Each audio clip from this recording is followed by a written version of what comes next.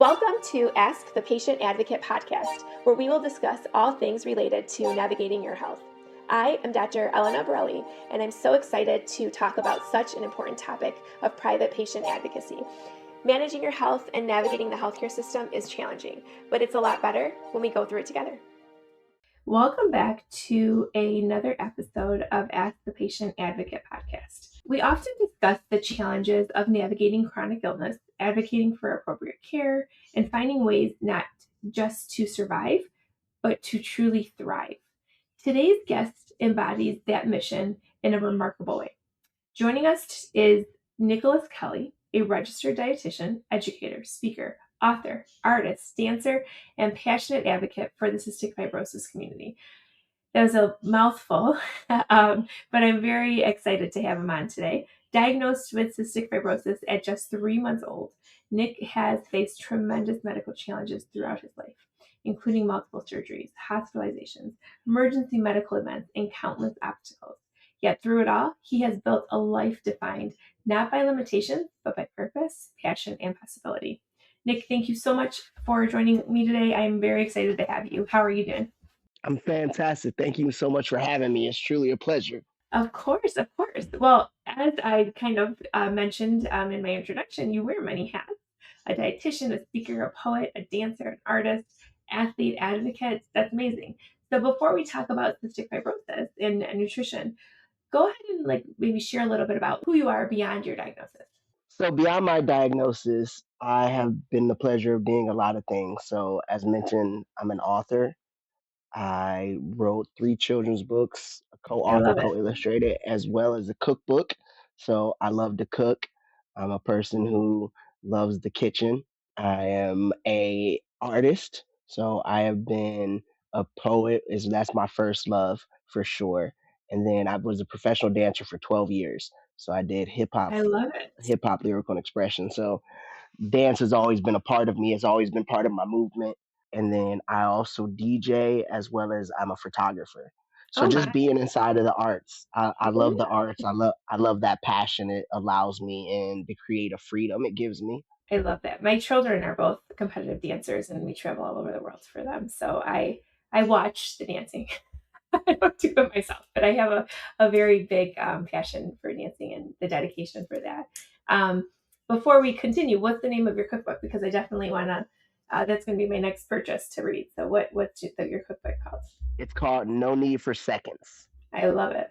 It's a high calorie and comfort foods. Oh, wonderful. So it's a nice balance of, it, and there's a lot of recipes. There's almost 48 recipes in there Oh, how across cool. all the different everything from breakfast, lunch, dinner, sides, desserts, beverages. So you got a little bit of everything, soup. So you can definitely find something for everyone in that cookbook. I love it. I'm Italian, so we like a lot of comfort food. So that's right up my alley. So I'm excited to read that. I'm sure our listeners will be too. Okay, so didn't mean to cut you off, but I just wanted to add that in there. So yeah, go ahead. Anything else you want to share about kind of what you do, who you are, before we talk about and dive into like the cystic fibrosis and nutrition? Yeah, no, that's me, just someone who is driven by passion. I've I been love able it. to find passion in multiple different spaces, whether it be my career or as a public speaker. I love nutrition. I love nutrition. I love speaking. I love being able to share my knowledge and expertise, and then the art. So I'm just someone who's filled with passion. That's amazing. Let's start with some education for our listeners.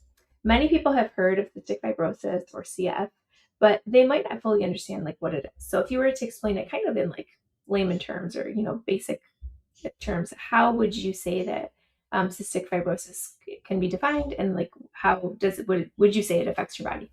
So CF is a genetic disorder that primarily affects the lungs, GI, and pancreas. What they don't tell you though is it can affect everything else. What happens is this in the body, it builds this thick, sticky mucus that plugs holes everywhere.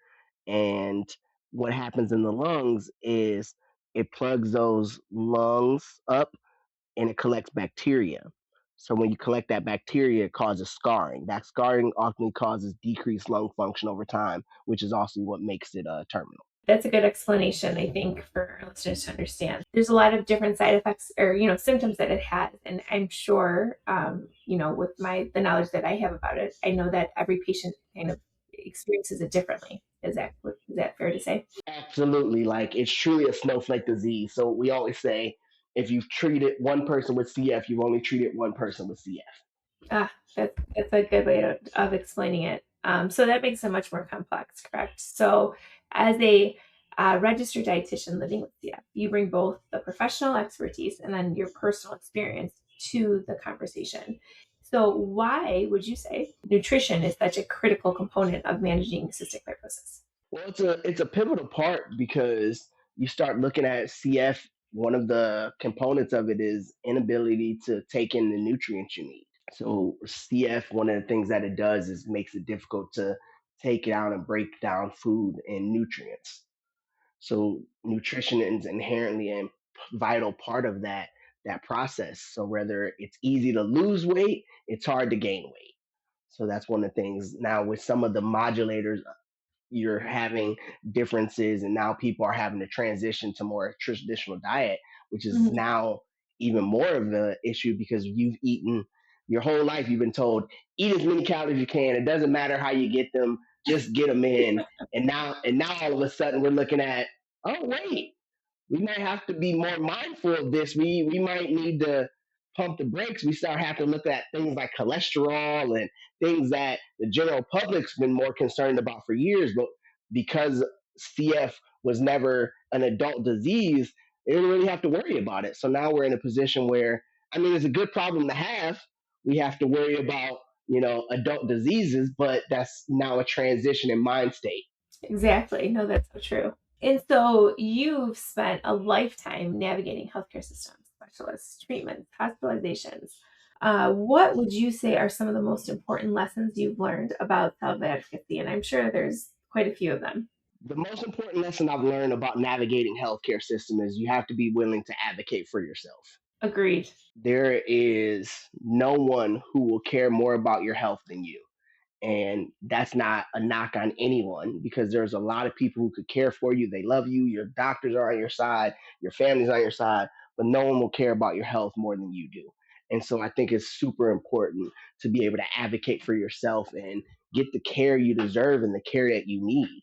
That's a really good point. And I think, with chronic conditions, things are very chaotic and overwhelming. And I think it's sort of nice to have like a focus of like kind of where to start or what to kind of come back to. And I think self advocacy is huge because you do need to be your own advocate.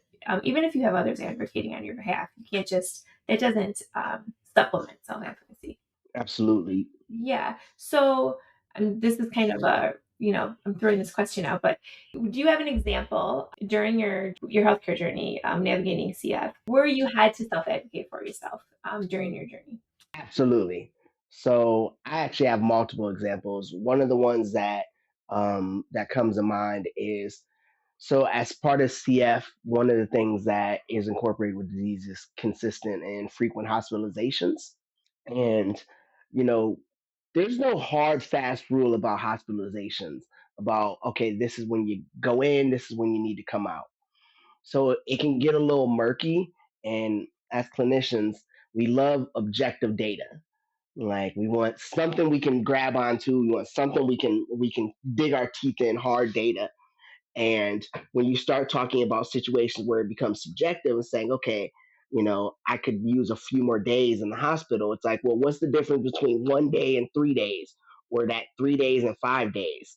Like, and that's where it becomes very difficult.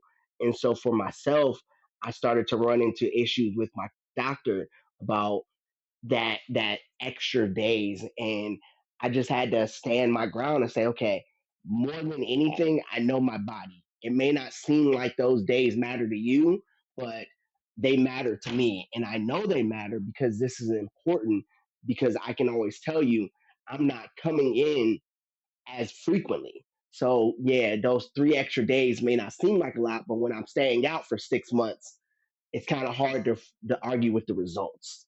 Sure, sure. And when that started to change, though, and this is where the advocacy for myself came in, when that started to change, where those extra 3 days didn't lead me to being out as long, I had to still, I still had to advocate for myself and say, okay, I still know my body. Just because my body's starting to change, it's still important that I listen to my body first and foremost. And I need you to be able to be on board with that.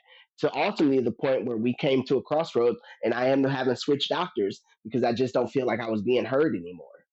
And I'm sure that was like, a little bit scary or hesitant to do, but it was worth it, right? Like, I know that's kind of a crossroads that many patients face where they feel like a little nervous about considering getting another opinion or switching providers.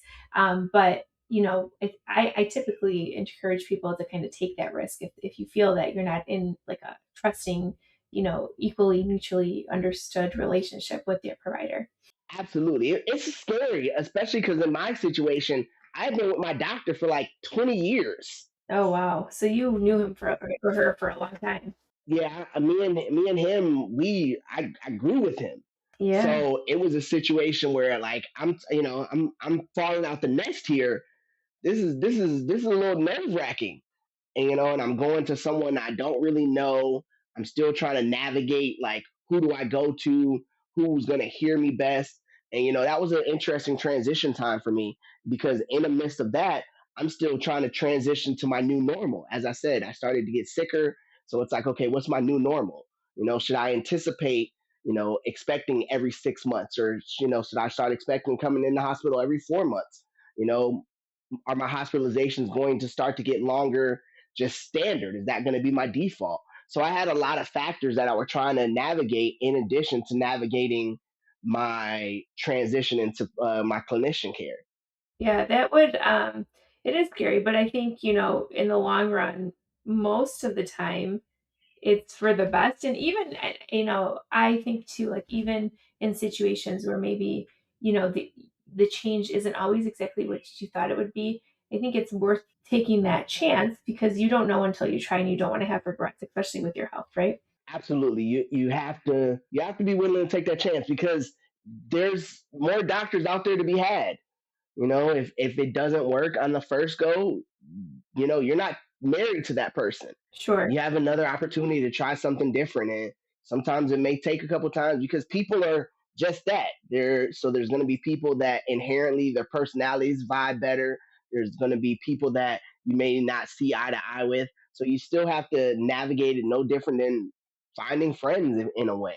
Absolutely. Well, I couldn't agree more. And it's so nice to like listen to, somebody that's actually lived through it and that can share their experience with others. I know our listeners will really appreciate hearing this. And so, for those who want to learn more about you and your work and all the amazing things that you've done, where would you direct them to? Where can they like find out about you and your things most?